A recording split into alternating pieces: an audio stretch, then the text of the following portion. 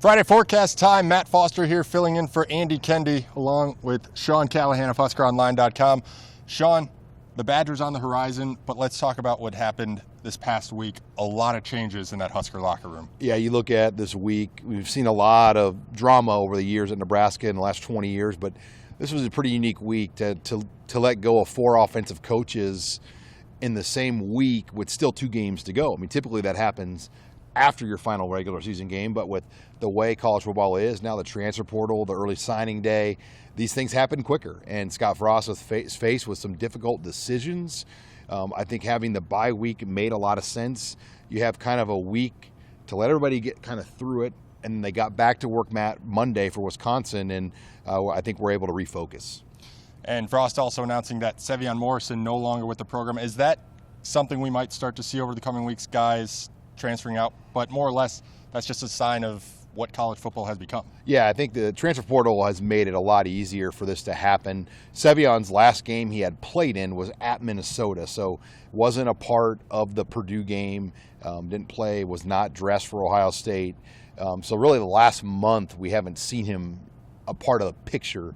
And you know, I think there's more to the story, but the reality is I think he's not happy with his playing time and wants to pursue other options, go somewhere else.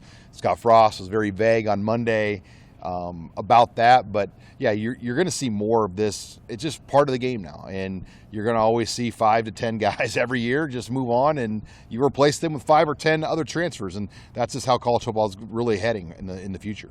Huskers have tried a lot of different running backs this season, and they're probably going to face the best run defense they faced all season in Wisconsin. The Badgers' front 7, one of the best, if not the best, in college football. I'll tell you what really intrigues me about this matchup, Matt, is the Badgers haven't seen a quarterback with the mobility of Adrian Martinez. And you'd like to think with an extra bye week now, and he came out of the game against Ohio State, I think, relatively healthy.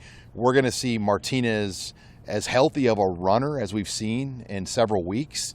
And I think that's going to be a unique thing to watch, because a lot of those rushing stat numbers are, you know, because of sacks and negative yard plays, they equate that into that rushing defense, which I don't understand why, but because it's not a rushing play. But I think if Martinez can limit those negative plays, and that's a big if because the offensive line has struggled, and create a few things with his legs, this will test Wisconsin's defense, I think, a lot differently than what they've seen all season.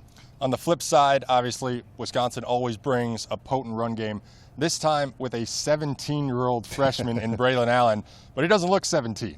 How can the Huskers slow down this kid? Yeah, Braylon Allen, 6 straight weeks now of over 100 yards, 17 years old, reclassified.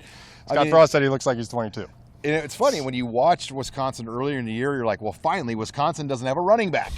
And, you know, then all of a sudden he emerged with some of the things that happened this year, and they have a running back again. And, you know, it's back to Badger football. And, you know, I thought the best game he played all year was last week against Northwestern.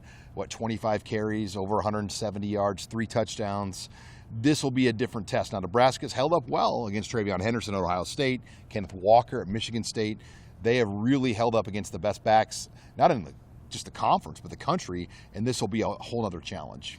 And a trophy on the line, the Freedom Trophy.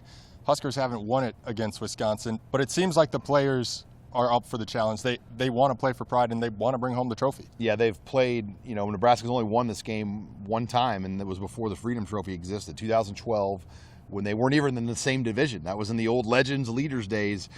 Since the Big Ten has gone east-west, Wisconsin has dominated the series against Nebraska.